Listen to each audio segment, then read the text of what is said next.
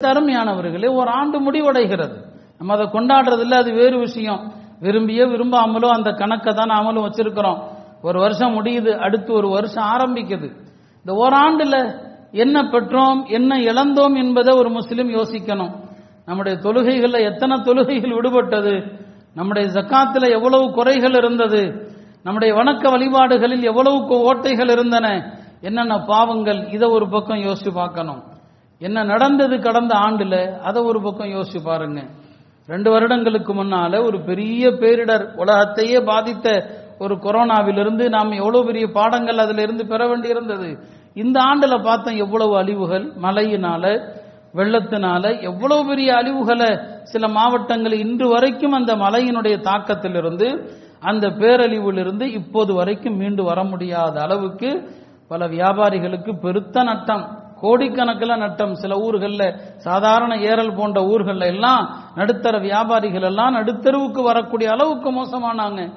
இந்த மாதிரி எல்லாம் நடந்திருக்குது. நாம் என்ன படிப்பினை பெறணும்? குர்ஆன் சொல்லுது, அவலா யரவுன, இந்த மக்கள் சிந்திக்க வேண்டாமா? அன்னஹும் யுஃப்தனூன் ஃபீ குல்லி ஆம், ஒவ்வொரு ஆண்டும் சோதிக்கப்படுறாங்க. மர்ரத்தன் அவு மர்ரத்தைன், ஒரு முறையோ 2 முறையோ சோதிக்கப்படுறாங்க.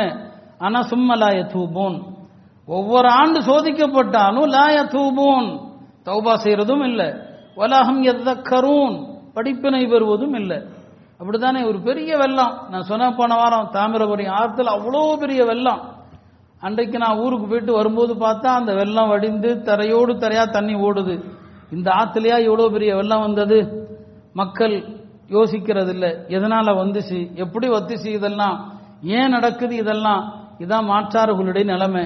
அவங்க அதெல்லாம் ஒரு இயற்கை சீற்றம் அப்படின்னு சொல்றாங்க. நம்ம சொல்லக்கூடாது, அது இறைவனின் சீற்றமே தவிர இயற்கையின் சீற்றம் அல்ல. அவங்க கடந்து போயிடுறாங்க, வெள்ளம் வந்துச்சு போச்சு, அவ்வளவுதான். படிப்பினை பெறதில்லை. அல்லாஹ் அதைத்தான் சொல்றான். ஒவ்வொரு ஆண்டும் 1 முறையோ 2 முறையோ சோதிக்கிறோம். சும்ம லா யதூபூன், அவர்கள் படிப்பினை பெறுவதும் இல்லை. வலஹும் யதக்கரூன், அவர்கள் அதை சிந்திக்கிறதும் இல்லை, தௌபா செய்யறதும் இல்லை.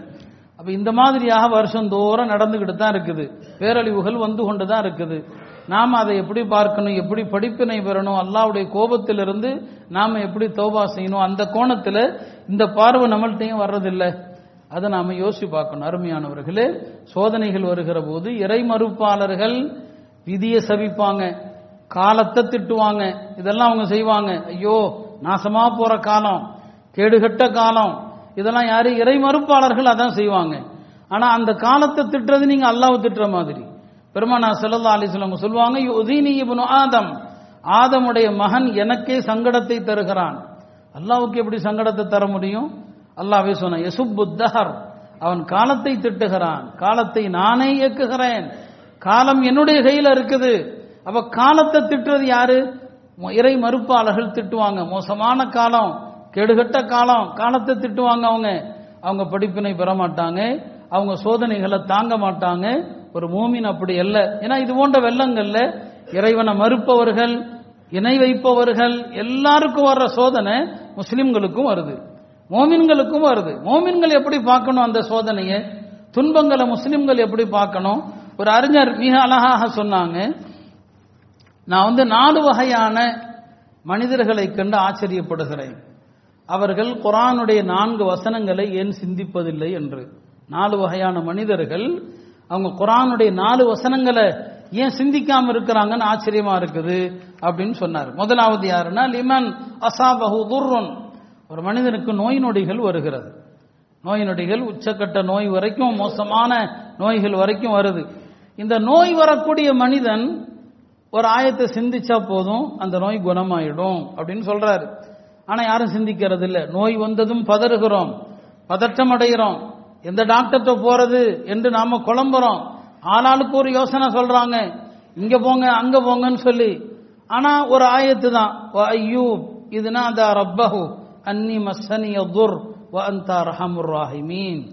அய்யூபை எண்ணி பாருங்கள், அவருக்கு நோய் வந்தது, அவர் சொன்னதெல்லாம் அன்னி மஸ்ஸனிய துர், எனக்கு நோய் வந்திருக்கிறது, வ அன்த அர்ஹமுர் ராஹிமீன். எந்த நோய் வந்தாலும் முதல்ல இதை சொல்லுங்க, கண்டிப்பா குணமாகும். எனக்கு நோய் வந்து விட்டது, வ அன்த அர்ஹமுர் ராஹிமீன்.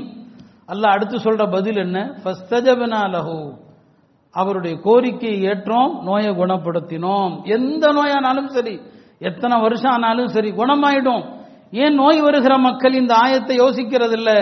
நான் அதை எண்ணி ஆச்சரியப்படுகிறேன் சொன்னார். இரண்டாவது மனிதன் யார்? அவனுக்கு கவலைகள் வருகிறது. உலகத்தில் கவலை இல்லாத மனுஷன் யாருமே கிடையாது. யாராவது கண்ணீர் விடாத மனிதன் உண்டா? கவலை ஏற்படாத மனிதன் உண்டா? என்ன, எல்லாருக்கும் கவலைகள் வரும். கவலைகள் வருகிற மனிதன் கவலையில இந்த ஆயத்தை யோசிச்சு பாருங்க. வதன்னூன், மீன் வயிற்றுக்குள் சென்றவரை எண்ணி பாருங்கள். இது நாதாஃபித்துலுமா, அவர் அந்த மீன் வயிற்றுக்குள் இருள்களுக்கு மேல் இருள், அந்த இருள அழைக்கிறாரு. அல்லா இலாஹ இல்லா அன்த சுப்ஹானக் இன்னி குன்து மினல் ஸாலிமீன். அந்த இருளுக்குள் அவர் அந்த திக்ரை செஞ்சதனால ஃபஸ்தஜப்னா லஹு, அவரை இருளில் அந்த மீன் வயிற்றிலிருந்து வெளியே கொண்டு வரலையா நாம நல்லா கேட்கிறான். எனவே கவலை வந்தா உடனே சொல்லுங்க, லா இலாஹ இல்லா அன்த சுப்ஹானக் இன்னி குன்து மினல் ஸாலிமீன். ஏன் மக்கள் அதை யோசிக்கிறது இல்லை அப்படின்னு சொன்னாங்க. மூணாவதாக, பல பேர் எதிரிகளுடைய சூழ்ச்சிகளை கண்டு கவலைப்படுறாங்க. நாமளே பேசுறோமா இல்லையா? பிஜேபி சூழ்ச்சி செய்து, ஆர்எஸ்எஸ் சூழ்ச்சி செய்து, அரசு சூழ்ச்சி செய்து, மத்திய அரசாங்கம் எல்லா சூழ்ச்சியும் பேசுறோம் இல்லையா? அவர் சொன்னாரு, அவன் சூழ்ச்சி பண்றான், இவன் சூழ்ச்சி பண்றான் அப்படின்லாம் நீங்க ஏன் கவலைப்படுறீங்க? குர்ஆன்ல வரக்கூடிய ஒரு ஆயத்தை ஓதுங்க. உஃபவ்விது அம்ரி இலல்லாஹ் இன்னல்லாஹ பஸீரும் பில் இபாத். என்னுடைய அனைத்து காரியங்களையும் அல்லாஹ்ட்ட ஒப்படைச்சிட்டேன். அல்லாஹ் அடியார்கள் செய்யக்கூடிய அத்தனையும் பார்த்துட்டு இருக்கிறான். இதை யார் ஓதினார்? மூசா அலைஹிஸ்ஸலாமுடைய காலத்தில் ஃபிரௌனை எதிர்த்த ஒரு மனிதர். அவர் ஃபிரௌனுடைய கூட்டத்தாருக்கே அறிவுரை செஞ்சார், ஃபிரௌனுக்கே அறிவுரை செஞ்சார். அப்படின்னா என்ன நடக்கும்? ஃபிரௌனுடைய படைப்பட்டாளங்கள் எவ்வளவு பெரிய படைப்பட்டாளம், அவர் எல்லாத்தையும் செஞ்சு போட்டு அல்லாஹ்ட்ட என்ன சொன்னாரு? உஃபவ்விது அம்ரி இலல்லாஹ், என் காரியத்தை பூரா அல்லாஹ்ட்ட ஒப்படைச்சிட்டேன். இன்னல்லாஹ பஸீரும் பில் இபாத். அடுத்து அல்லாஹ்வுடைய பதில் என்ன? ஃபவகாஹு அல்லாஹு ஸய்யிஆத்தி மா மக்கரு, அவர்கள் செய்த சூழ்ச்சியிலிருந்து அல்லாஹ் அவரை பாதுகாத்தான். அப்ப இந்த அரசாங்கம் என்ன வேணாலும் செய்யட்டும், உஃபவ்விது அம்ரி இலல்லாஹ், ஒவ்வொரு முஸ்லிமும் அல்லாஹ்ட்ட எங்களுடைய காரியங்களை ஒப்படைச்சிட்டோம், அல்லாஹ் இந்த அரசின் சூழ்ச்சிகளில் இருந்து அல்லாஹ் பாதுகாப்பான். ஏன் இதை நீங்கள் சிந்திப்பதில்லை அப்படின்னு சொன்னார். நாலாவதாக சொன்னாரு, சில மனிதர்கள் அச்சத்தில் இருக்கிறாங்க, பயத்தில் இருக்கிறாங்க இல்லையா? பல்வேறு வகையான பயம், பல விஷயங்களை குறித்த பயம். பயத்தில் இருக்கிற மனிதர்கள் என்ன ஓதணும்? சஹாபா பெருமக்களை இல்லையா, உஹதிலிருந்து திரும்பி வர்றாங்க. உஹதுல முஸ்லிம்களுக்கு ஒரு சின்ன தோல்வி, பலத்த காயம், பெருமானாருடைய முன்பல்லே உடைபட்ட அளவுக்கு பெரிய சோதனை. அப்படி திரும்பி வரக்கூடிய நேரத்தில் என்ன பண்றான்? ஷைத்தான் ஒரு ஆளை ஏவி விட்டு முஸ்லிம்கள்ட்ட மீண்டும் காபிர்கள் தாக்க வர்றாங்க. பெரிய படையோடு வர்றாங்க. ஏற்கனவே இப்பதான் சண்டை முடிஞ்சிருக்குது, பெரிய படையோடு வர்றாங்க அப்படின்னு சொல்லி அவங்கள்ட்ட சொல்லப்பட்டது. அப்ப சஹாபாக்கள் என்ன சொன்னாங்க? அல்லாஹ் குர்ஆன்ல சொல்றான், அல்லதீன கால லஹுமுன் நாஸ் இன்னன் நாஸ கத் ஜமஉ லக்கும் ஃபக்ஷௌஹும். இதோ அபூ சுஃபியான் மறுபடி பெரிய படையோடு வருகிறார், பயந்துக்குங்கன்னு சொன்ன போது சஹாபாக்கள் சொன்னாங்க, காலு ஹஸ்புனல்லாஹ் வ நிஅமல் வக்கீல், அல்லாஹ் எங்களுக்கு போதுமானவன், அவனே சிறந்த பாதுகாவலன். இதை எப்போ சஹாபாக்கள் சொன்னாங்களோ, உண்மையிலுமே அபூ சுஃபியான் வரதான் திட்டமிட்டு இருக்கிறார் பெரும் படையோடு. இந்த ஆயத்தை எப்ப சொன்னாங்களோ அபூ சுஃபியான் உள்ளத்துல பயம் வந்துருச்சு. அபூ சுஃபியான் இருக்கிறதும் முஸ்லிம்கள் இருக்கிறதும் பல மைல் தூரத்தில், இவங்க ஹஸ்புனல்லாஹ் சொன்னது தான் தாமதம்.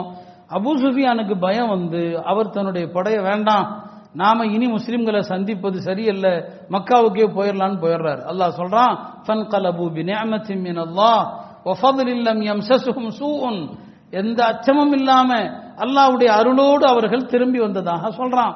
அதனால எதிரிகளுடைய அச்சமா, எதிரிகளுடைய பயமா? ஹஸ்புனல்லாஹ் வ நிஅமல் வக்கீல்.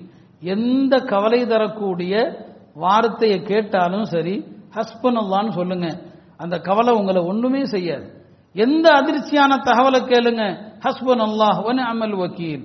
அருமையானவர்களை நாம் சொல்ல வர்றது, எதிரிகள் மற்றவர்கள் இறை மறுப்பாளர்கள், அல்லாஹ்வை நம்பாதவங்க, இனவிக்கிறவங்க, அவங்க வெள்ளம் மழை இது போன்ற பேரிடர்களின் போது அவங்க சோதனைகளை தாங்காம, சோதனைகளை பொறுத்து கொள்ளாம என்னென்னவோ அவங்க புலம்புவாங்க. ஏன்னா அவங்கள்ட்ட உண்மையான நம்பிக்கை இல்லை, அவங்களுடைய கடவுள் பக்தி என்பது உண்மையானதல்ல. உண்மையானதா இருந்தா இது கடவுளுடைய சோதனை அவங்க சொல்ல மாட்டாங்க. சொல்லணுமா? இல்லை, சொல்ல மாட்டாங்க. அவங்க கண்டதையும் பேசுவாங்க, விதிக்கு மாற்றமா.